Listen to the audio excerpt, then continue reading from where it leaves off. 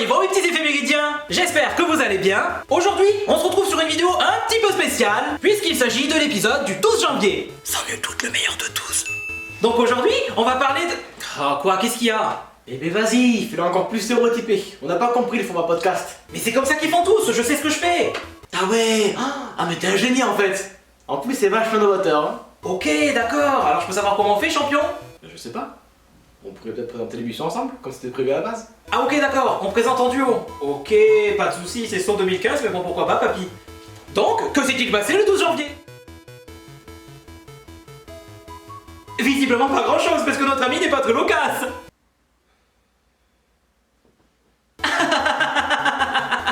Mais pourquoi tu fais des cuts en plus sur les deux? Ah ok, donc tu veux aussi que j'enlève les cuts?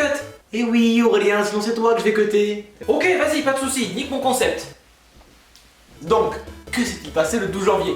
Commençons tout d'abord par souhaiter une bonne fête aux Marguerite, Tatiana, Césarine et AL Red. À pas confondre avec Axel Red. Oui, alors tu m'excuses, hein, mais je vais reprendre le contrôle de l'émission. Hein. On peut souhaiter un joyeux anniversaire au tennisman tricolore Paul-Henri Mathieu, mais aussi à Eli Kaku, un tennisman tricolore.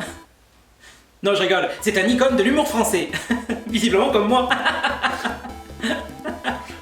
Je vais reprendre le contrôle de l'épisode. Le 12 janvier est également l'anniversaire de Hermann Göring. Et là vous allez me dire, oui, mais Marco, c'est qui Hermann Göring? Eh bien c'était tout simplement un dirigeant nazi de premier plan.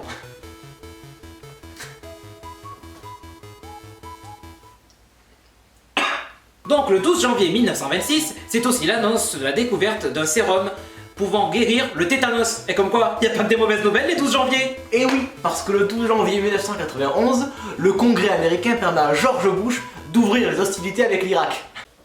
Bien, je reprends le contrôle de l'épisode. Et puisque visiblement tu es lancé dans une farandole de bonnes nouvelles, je poursuis en disant quand même qu'il est à noter que le 12 janvier 2009, le réalisateur Claude Berry, périt.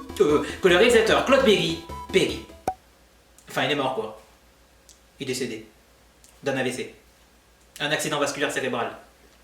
Ou plus communément appelé attaque, il intervient lorsque la circulation vasculaire cérébrale est interrompue par un vaisseau sanguin bouché. C'est dans ce cas-là ce qu'on appelle un AVC ischémique, c'est le plus fréquent. Ou bien lorsqu'un vaisseau sanguin est rompu. Dans cette situation-là, on appelle ça plutôt un AVC hémorragique. Mais quant à eux, ils ne représentent que 15% des accidents vasculaires cérébraux. D'ailleurs, on peut voir dans ce schéma que... Donc peux revenir à Claude Berry s'il te plaît? Oui, et pour info, Monsieur Claude Berry a quand même réussi à obtenir plusieurs récompenses dans le cinéma.